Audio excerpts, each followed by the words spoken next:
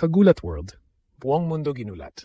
Habang karamihan sa mga top players ay naghahanap ng pahinga matapos ang brutal na clay season, si Alexander Ayala, parang mas lalo pang bumibilis ang takbo ng kanyang karera.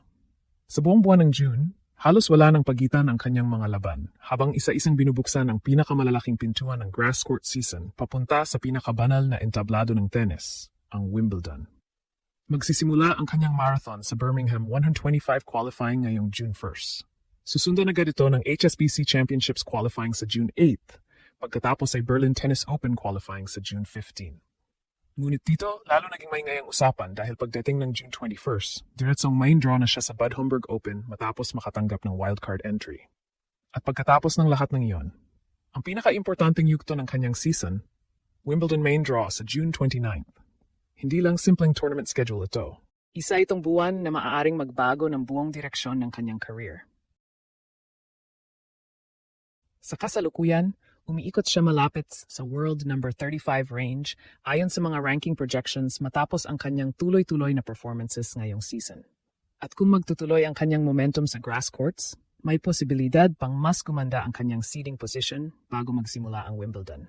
Kaya ngayon, hindi na lang Pilipinas ang nakatingin. Unti-unti nang nakatingin ang buong tennis world. Dahil bawat linggo ng June ay parang bagong chapter sa pinakamalaking pag-akyat ng isang Pinay sa modernong kasaysayan ng tennis. Kung titignan na mabuti ang schedule ni Alex ngayong June, mapapansin ninyo agad na hindi ito normal na calendar para sa isang batang manlalaro. Ito ay calendar ng isang atleta na pilit ng sumisiksik sa pinakamataas na antas ng professional tennis. Pagkatapos ng kanyang roller coaster clay season, kung saan nakaranas siya ng mga laban kontra elite competition sa Madrid, Rome, Strasbourg at French Open, wala nang panahon para magmuni-muni. Paglapag pa lang ng June, diretso agad siya sa Birmingham Open, isang grass court tournament na madalas ginagamit ng mga players para mag-adjust mula sa mabagal na clay patungo sa mabilis at unpredictable na damuhan. At dito nagsisimula ang tunay na hamon. Ibang sport ang tennis kapag nasa grass. Mas mabilis ang bola, mas mababa ang bounce, mas maiksi ang reaction time, at mas maliit ang margin for error. Kung sa clay pwedeng humaba ang rallies at magkaroon ng recovery time, sa grass isang maling return lang ay maaari na matapos agad ang punto. Kaya maraming top players ang hirap mag-transition taon-taon. Ngunit dito rin naging espesyal ang kuwento ni Alex noong nakaraang season. Maraming nakakalimot na isa sa pinakamalaking breakthrough niya ay nangyari mismo sa grass season, kung saan nakapasok siya sa malalalim na rounds at nagsimulang makuha ang respeto ng international tennis media.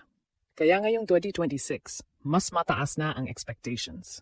Hindi na siya yung batang prospect na sinusubukan pa lang. Isa na siyang player na binabantayan, isang player na may ranking, isang player na may pressure. At higit sa lahat, isang player na may tunay na pagkakataong gumawa ng kasaysayan. Pagkatapos ng Birmingham, halos walang pahinga bago tumalon sa HSBC Championships qualifying. Pagkatapos noon, Berlin Tennis Open qualifying naman. At bawat tournament ay may isang layunin: points, experience, confidence, momentum. Parang umaakyat sa hagdan si Alex. Hindi siya tumatalon agad sa bubong. Isa-isang hakbang, isa-isang level. At habang dumarami ang mga laban niya sa grass, mas lumalalim ang kanyang adjustment sa surface na ito. Kaya hindi lang basta pagod ang sinusubok ngayong June. Mental toughness, physical endurance, competitive maturity, lahat ng iyon ay sabay-sabay na tinetest. Dahil alam ni Alex na sa dulo ng buwan, isang pangalan lang ang nasa isip ng bawat tennis player sa mundo: Wimbledon. At bawat rally ngayong June ay parang paghahanda para sa pinakamalaking pagsusulit ng kanyang career. Ngayon mga kababayan, pag-usapan natin kung bakit napakalaking bagay ng buwan na ito para kay Alex. Hindi lang dahil sunod-sunod ang tournaments, hindi lang dahil Wimbledon ang dulo ng kanyang destinasyon, kundi dahil ito ang unang pagkakataon na papasok siya sa grass season bilang isa sa mga pinaka-pinag-usapang racing stars sa buong WTA Tour. Noong mga nakaraang taon, kapag pumapasok si Alex sa isang tournament, madalas siya ang challenger. Siya ang underdog.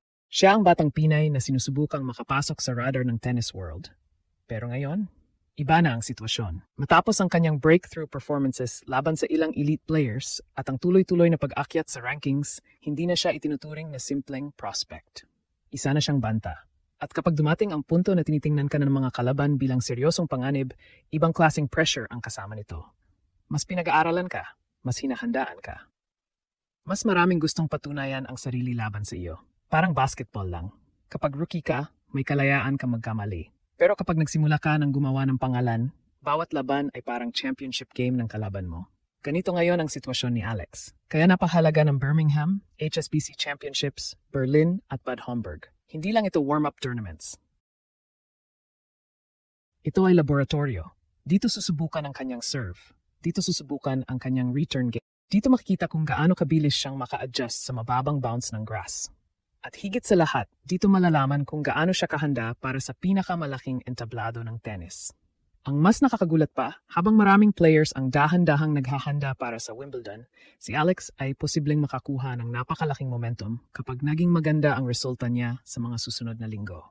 Sa tennis, napakalaga ng confidence. Minsan isang magandang tournament lang ang kailangan para magtuloy-tuloy ang panalo. Isang linggo ng inspiradong laro, isang upset victory, isang quarterfinal run, at biglang nagbabago ang buong pananaw ng tour sa isang manlalaro.